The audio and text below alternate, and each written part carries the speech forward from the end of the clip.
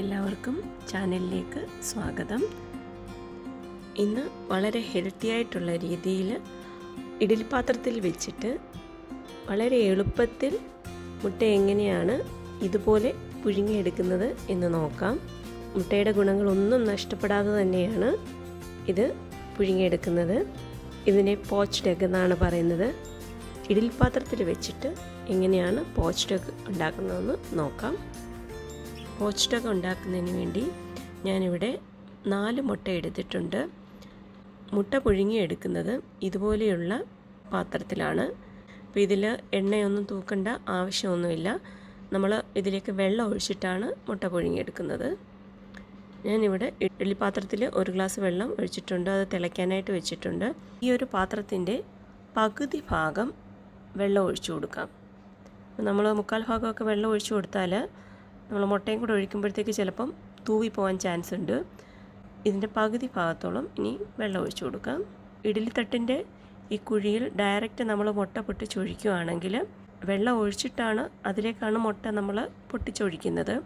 അപ്പോൾ രണ്ടും കൂടി ഇതിലേക്ക് പറ്റത്തില്ല. അപ്പോൾ മുട്ട ചിലപ്പോൾ തൂവി പോകാൻ ചാൻസ് ഉണ്ട്. അപ്പോൾ അങ്ങനെയാകുമ്പോൾ പോച്ച്ഡ് എഗ് ഉണ്ടാക്കാൻ പറ്റത്തില്ല. അതുകൊണ്ടാണ് ഇതുപോലത്തെ ചെറിയ പാത്രം വെച്ചിട്ടാണ് അതിനുള്ളിലേക്കാണ് മുട്ട പൊട്ടിച്ചൊഴിക്കുന്നത്. ഞാനിപ്പോൾ 4 പാത്രത്തിലും വെള്ളം ഒഴിച്ചു കൊടുത്തിട്ടുണ്ട്.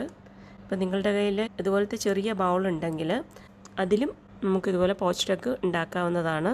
ഇഡ്ഡലിത്തട്ടിൽ വെച്ച പാത്രത്തിലേക്ക് മുട്ട ഡയറക്റ്റ് പൊട്ടിച്ചൊഴിക്കാൻ പാടില്ല. കാരണം അത് ചിലപ്പോൾ നമ്മൾ ഒഴിച്ചാൽ മുട്ട പുറത്തേക്ക് പോകാൻ ചാൻസ് ഉണ്ട്. അതുകൊണ്ട് ഞാൻ ഇതുപോലെയുള്ള നല്ല കുഴിയുള്ള ഒരു തവി എടുത്തിട്ടുണ്ട്. അപ്പോൾ ഇത് കുറച്ച് വലിയ തവിയാണ്, അല്ലെങ്കിൽ ഒരു ചെറിയ ബൗളായാലും മതിയാകും. ഞാൻ ഓൾറെഡി വെള്ളം ആവി വരാൻ തുടങ്ങിയിട്ടുണ്ട്. കയ്യിൽ ആവി തട്ടാതിരിക്കാൻ വേണ്ടിയിട്ടാണ് ഇതുപോലത്തെ ഒരു തവി എടുത്തിരിക്കുന്നത്. മുട്ട ഈ തവിയിലേക്ക് പൊട്ടിച്ചൊഴിച്ചു കൊടുക്കാം. ഇനി ഇത് ഈ പാത്രത്തിലേക്ക് മുട്ട പതുക്കെ ഒഴിച്ചു കൊടുക്കാം. ഇപ്പോൾ അതേണ്ട കാണാൻ പറ്റും. ഈ മുട്ടയും കൂടെ ഒഴിച്ചു കൊടുത്തപ്പോൾ ഈ പാത്രത്തിൻ്റെ 1/4 ഭാഗത്തിന് മുകളിൽ വരെ ഈ വെള്ളം വന്നിട്ടുണ്ട്. ഇപ്പം നമ്മൾ ഈ പാത്രത്തിൽ 1/4 പാത്രം വെള്ളം ഒഴിച്ചു കൊടുക്കുകയാണെങ്കിൽ വെള്ളം തുളുമ്പി പോകാൻ ചാൻസ് ഉണ്ട്. അപ്പം അതുകൊണ്ടാണ് ഞാൻ 1/2 പാത്രം വെള്ളം വെച്ചത്. അപ്പം ഇനി ഇതുപോലെ ഈ 4 പാത്രത്തിലും മുട്ട ഒഴിച്ചു കൊടുക്കാം. ഇനി ഇത് ഒരു മീഡിയം ഫ്ലെയിമിൽ വെച്ചിട്ട്, ഞാനിത് വലിയ ബർണറിലാണ് വെച്ചിരിക്കുന്നത്, ഒരു 7 മിനിറ്റ് സ്റ്റീം ചെയ്തെടുക്കാം. സാധാരണ പോച്ച്ഡ് എഗ് ഉണ്ടാക്കുമ്പോൾ 6 മിനിറ്റാണ് സ്റ്റീം ചെയ്തെടുക്കുന്നത്. 6 മിനിറ്റ് നമ്മൾ സ്റ്റീം ചെയ്യുമ്പോൾ ഇതിൻ്റെ ഉൾവശം കുറച്ച് ലിക്വിഡി ഫോമായിട്ടിരിക്കും. അപ്പോൾ അത് എല്ലാവർക്കും ഇഷ്ടപ്പെടണമെന്നില്ല. അപ്പോൾ 7 മിനിറ്റ് വെക്കുമ്പോൾ അത് കുറച്ചൊന്ന് നല്ല സോഫ്റ്റായിരിക്കും, പക്ഷേ ലിക്വിഡി ഫോം കാണത്തില്ല. എനിക്ക് ലിക്വിഡി ഫോമിൽ വേണ്ട എന്നുള്ളത് കൊണ്ട് ഞാൻ 7 മിനിറ്റാണ് വെച്ച് കൊടുക്കുന്നത്. ഇപ്പോൾ 7 മിനിറ്റ് ആയിട്ടുണ്ട്.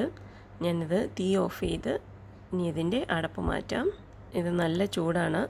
ഇതിൽ നിന്ന് ഇനി ഓരോ പാത്രവും എടുത്ത് അതിലെ വെള്ളം കളഞ്ഞതിന് ശേഷം ഒരു സ്പാച്ചില വെച്ചിട്ടോ അല്ലെങ്കിൽ ഒരു സ്പൂണ് വെച്ചിട്ടോ ഈ മുട്ട ഇളക്കിയെടുക്കാം.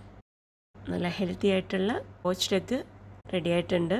ഇതുപോലൊക്കെ നമ്മൾ മുട്ട പുഴുങ്ങി കൊടുക്കുമ്പോൾ കുട്ടികൾക്കൊക്കെ വളരെ ഇഷ്ടമാവും. ഇനി ഇതിന് മുകളിലേക്ക് ആവശ്യാനുസരണം ഉപ്പും കുരുമുളക് പൊടിയും വിതറി കൊടുക്കാം. ഞാൻ ഈ മുട്ടയൊന്ന് കട്ട് ചെയ്ത് കാണിക്കാം. അകമൊക്കെ നന്നായി വെന്ത് വന്നിട്ടുണ്ട്. നല്ല സോഫ്റ്റായിട്ടാണ് വന്നിരിക്കുന്നത്.